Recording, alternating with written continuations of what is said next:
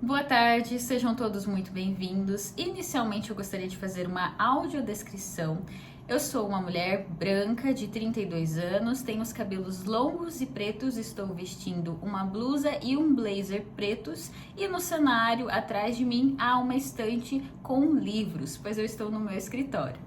Gostaria também de agradecer o convite do professor Vicente, que com muita generosidade me chamou para fazer parte do segundo colóquio internacional de diacronia do português da UVA. Então estou aqui para fazer uma palestra acerca dessa temática e gostaria de agradecer imensamente ao professor por me permitir estar aqui neste evento tão grandioso, importante, relevante para os estudos linguísticos e também poder falar um pouquinho das minhas outras pesquisas, para que vocês também me conheçam, né? Eu sou aqui do Paraná, então vou me apresentar brevemente e depois nós vamos conhecer um pouquinho mais sobre esse trabalho que em específico chamou a atenção do professor Vicente, justamente porque trata sobre o tema da diacronia da língua portuguesa.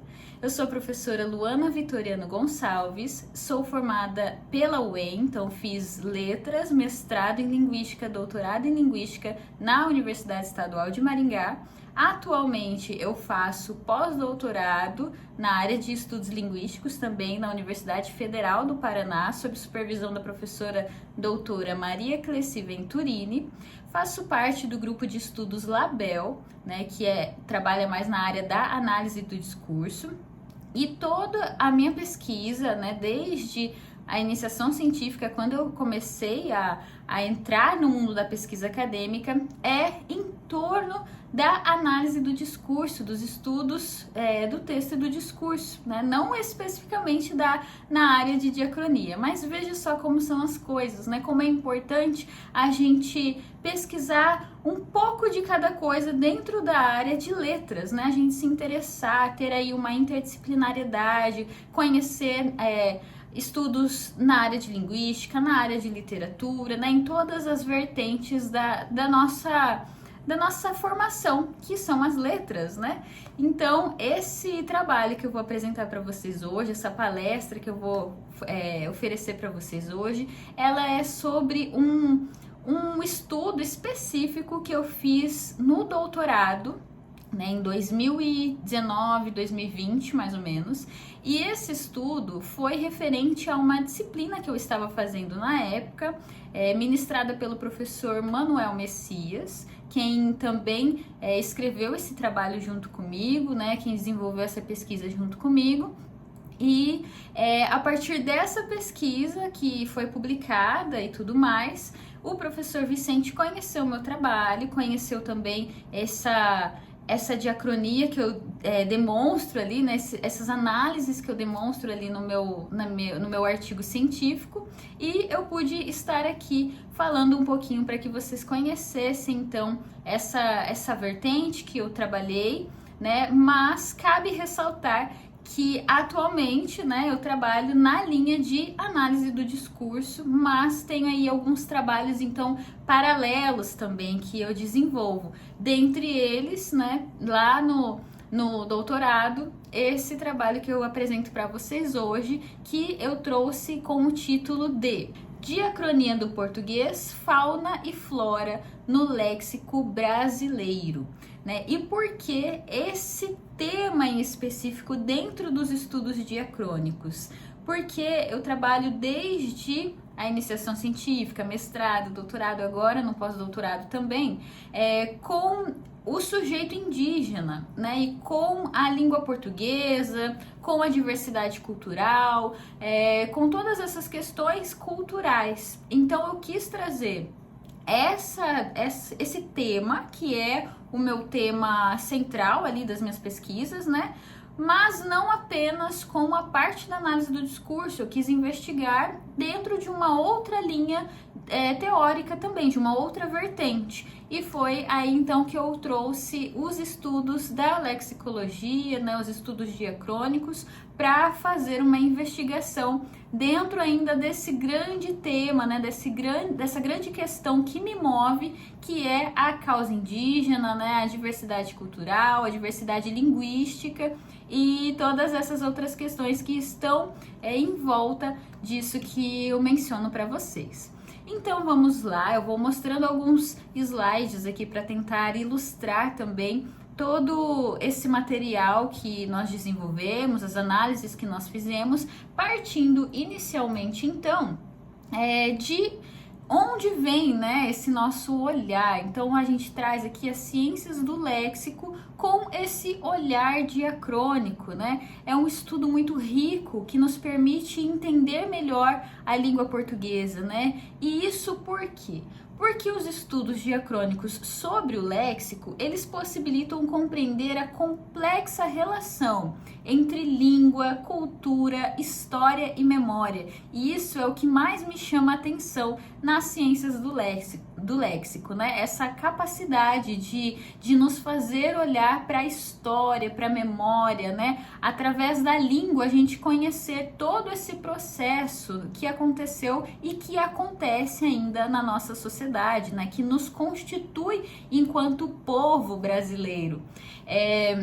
Então, essa apresentação em específico investiga a evolução do léxico brasileiro, mas focando na fauna e na flora. Então, a gente tem um corpus bastante específico ali para trabalhar essas questões, né? Essa palestra, ela nasceu de um artigo científico que foi publicado junto com o professor doutor Manuel Messias, como eu mencionei anteriormente.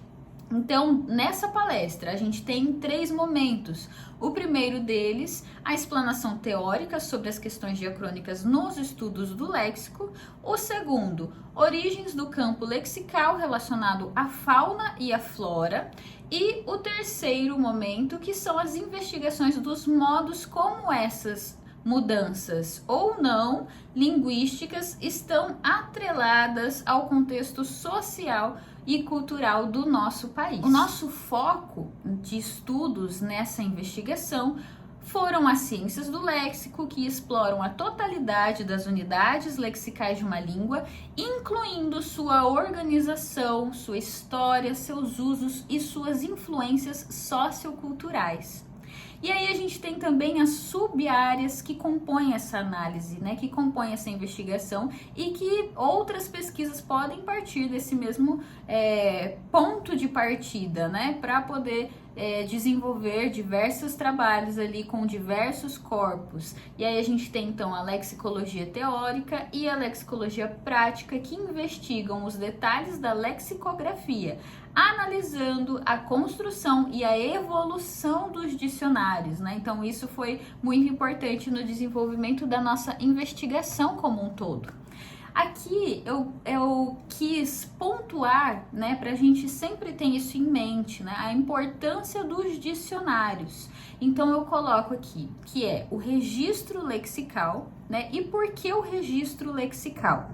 Porque os dicionários, eles representam um rico registro da língua e da cultura de uma sociedade, capturando a evolução histórica da linguagem. Então, o dicionário, ele tem essa potência, né, de capturar esse registro e de perpetuar essa história e essa memória de um povo.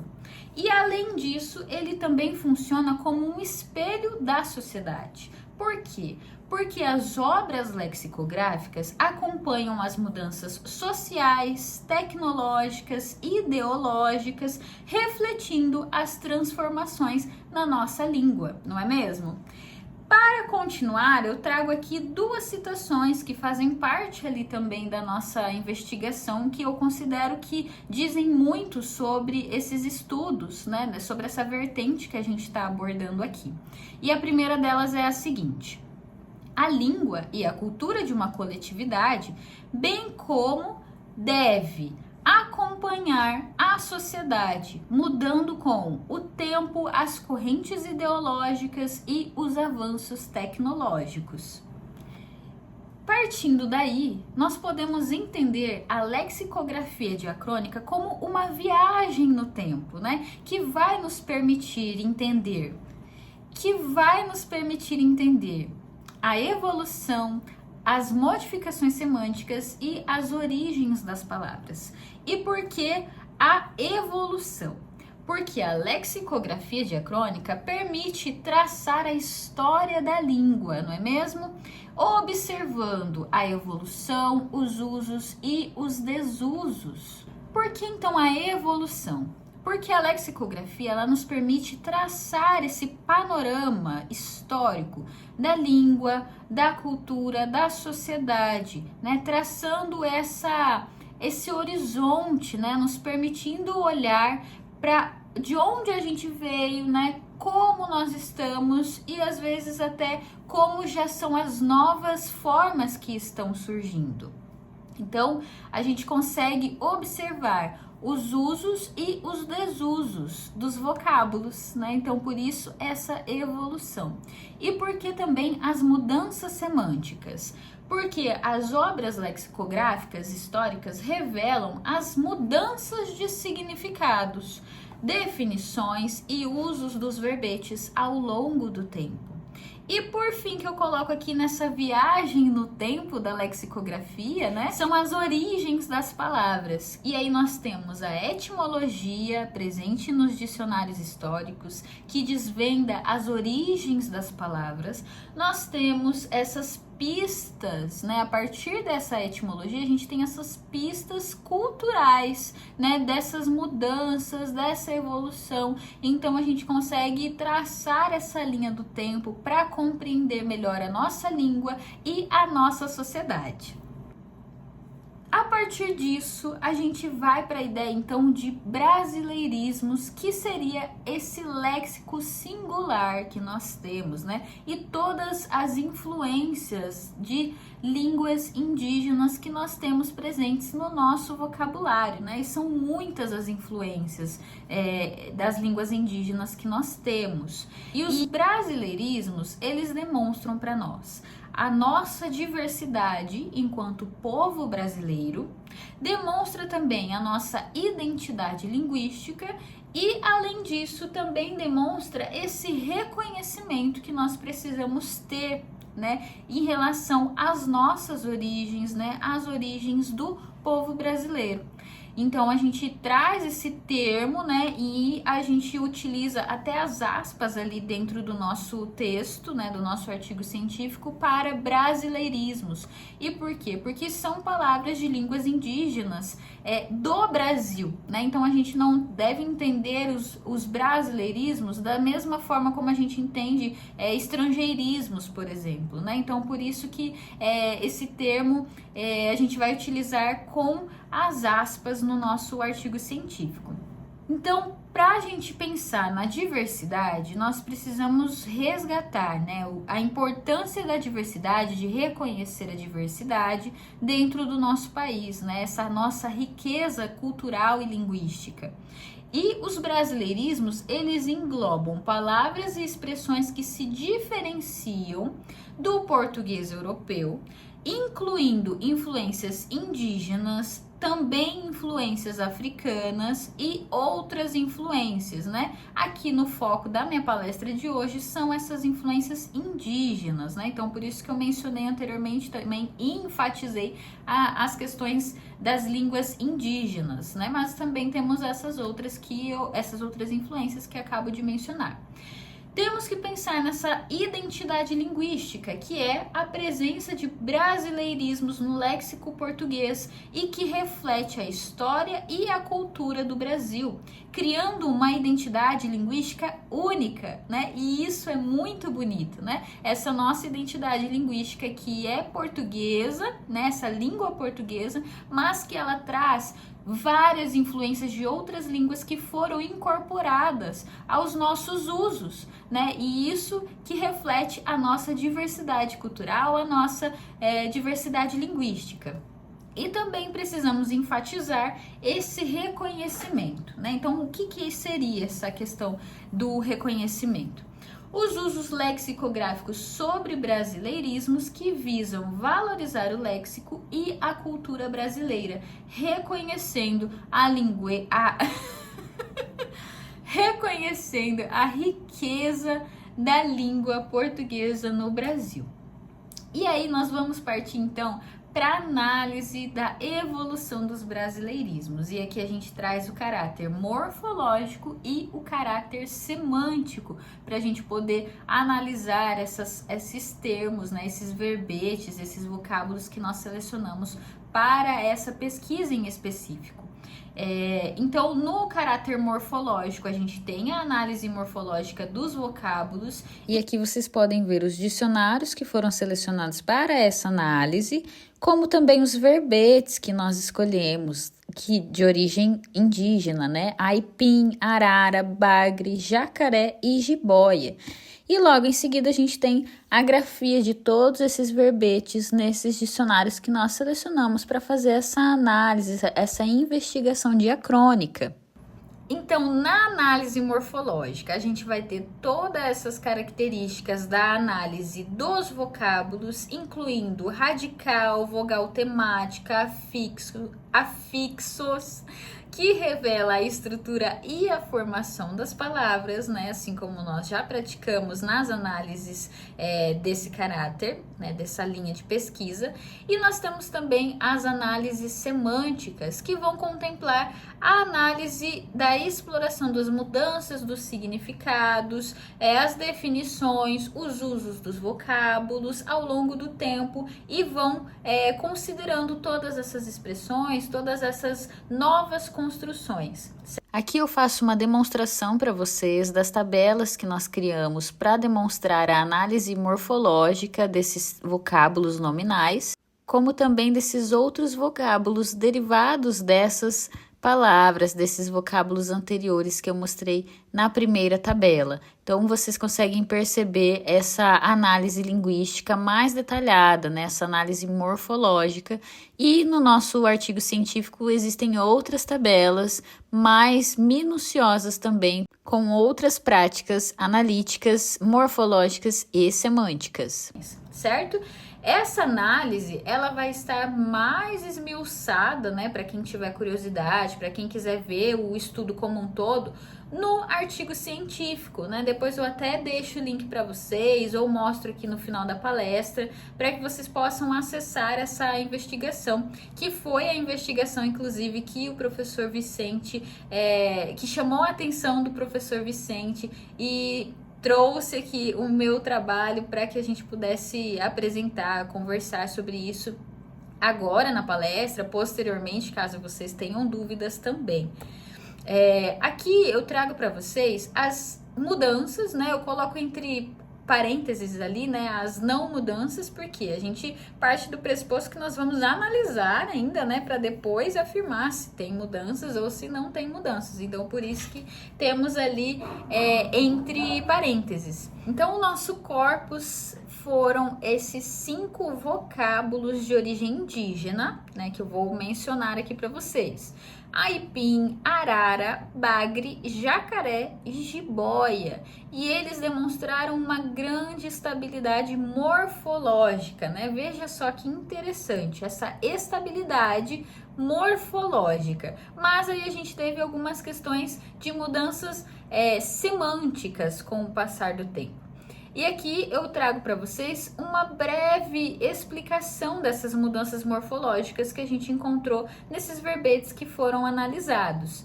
Os vocábulos de origem indígena brasileiros. Os vocábulos de origem indígenas analisados demonstraram grande estabilidade morfológica ao longo do tempo. Essa constância estrutural é notável, considerando a dinâmica da evolução linguística. A análise morfológica desses termos revela poucas ou nenhuma alteração significativa em seus radicais, afixos ou vogais temáticas, mesmo após séculos de uso. Por exemplo, aipim, que designa uma planta nativa, mantém a sua forma original em diversos registros lexicográficos, evidenciando uma forte resistência a mudanças fonéticas ou morfológicas. Tal estabilidade sugere a força da tradição oral e a preservação da identidade linguística associada a esses vocábulos. Olha só que interessante esses termos que a gente usa aí, né? A resistência, a força da tradição oral, a preservação da identidade linguística, né? Tudo isso está muito forte, muito presente nas culturas indígenas, nas diversas etnias indígenas, né? Essa resistência por meio da língua indígena, né? A comparação com outras palavras de origem não indígena que frequentemente apresentam maior variação morfológica, reforça essa característica peculiar dos termos analisados. E nós chegamos aqui à evolução semântica de algumas palavras. Então, nós tivemos, nessa investigação, nós percebemos que existem novas construções, né, a partir, por exemplo, da palavra jacaré e bagre, né, que designam aí animais, né. Então, nós temos algumas palavras que ganharam novos significados e novos usos, como, por exemplo, pegar um jacaré e também cabeça de bagre, que inclusive aparecem nos dicionários que nós investigamos. Nós tivemos também alguns sentidos ampliados, como, por exemplo, os vocábulos que provêm de arara e de jiboia, né? Então, a gente tem essa incorporação de expressões como ficar uma arara e jiboiar, né? Que também passou a fazer parte dos usos da língua portuguesa no Brasil. E nós tivemos a evolução do léxico. Então, as mudanças semânticas, elas demonstram essa dinâmica da língua e refletem a cultura e os usos sociais. A gente percebe, então, que há uma preservação forte da herança linguística, né? Principalmente nessas palavras de origem indígena, né? A gente tem algumas modificações, né? Então, são poucas as modificações morfológicas, né? E as modificações semânticas, elas aparecem. E o que essas poucas mudanças, né, ao decorrer de todos esses anos, que a análise diacrônica nos permite perceber, nos mostra. Então, nos mostra essa questão da preservação das línguas indígenas, dessa resistência das línguas indígenas, das palavras que foram incorporadas. Nós temos novos vocábulos, novas expressões, mas as palavras, elas sofrem poucas modificações, né? Então, por isso que a gente tinha colocado entre parênteses lá atrás, né? As mudanças ou não mudanças, né? Então, o que essas não mudanças também sugerem, também nos revelam? Então, a análise diacrônica dos brasileirismos demonstra a importância de preservar as línguas indígenas, valorizando a história, a memória e a cultura dos povos indígenas originários do Brasil. E aqui eu coloco para vocês, então, o artigo completo, para que vocês possam ler esse artigo, tirar as dúvidas, podem visualizar melhor as análises, né, os dicionários que nós selecionamos para fazer essa investigação diacrônica. Foi uma pesquisa bastante minuciosa, que foi feita há um tempo, como eu mencionei lá no início, né? Mas que reforçou para nós, né, essa finalização aqui que eu coloquei no slide para vocês, né? Essa preservação da herança linguística, que é tão importante quando a gente fala dessas influências das outras línguas também na língua portuguesa, né? Esses brasileirismos que nós utilizamos no nosso dia a dia, né? E são várias as palavras que nós utilizamos que têm origem indígena, que têm origem africana, de outras etnias também, e que a gente não faz ideia, né? Muitas pessoas às vezes não sabem de onde vêm essas palavras, né? Vez ou outra a gente vê aparecendo aí uma reportagem na televisão falando de nomes de ruas, nomes de animais, né? Que é mais comum, por isso também que eu trago aqui a fauna e a flora, né? Nomes de coisas relacionadas à natureza, né? Desse grande campo semântico que é relacionado à natureza, a alimentos, né? Então, isso é muito forte. A gente tem várias palavras, vários vocábulos que tem essas influências e que demonstram, né, a riqueza cultural, a riqueza da história, da memória e essa necessidade de preservar esses usos, essas linguagens que a gente tem na riquíssima língua portuguesa que a gente faz uso.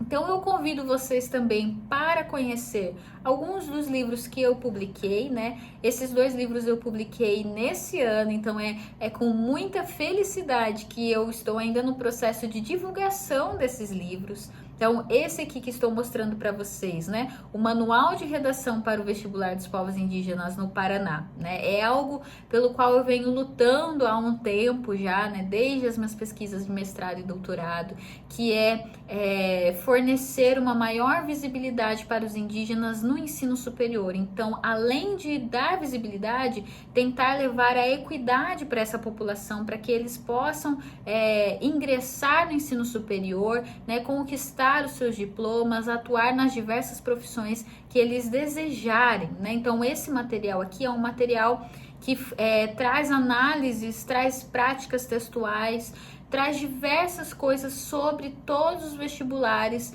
realizados aqui no Paraná. Aqui no Paraná a gente tem, então, esse vestibular que é específico para os povos indígenas.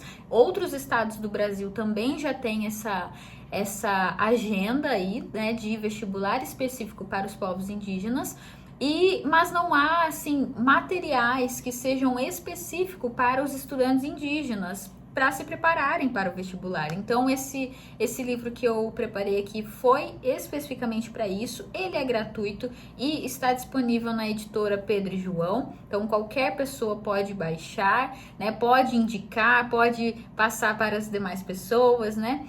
Para que chegue no maior número de estudantes possíveis, né? Estudantes não indígenas também podem fazer uso do livro, né? Porque tem várias práticas, tem explicando ali dissertação argumentativa, carta de solicitação, né? A questão dos gêneros discursivos e tipos textuais, então bastante interessante para o grande público também.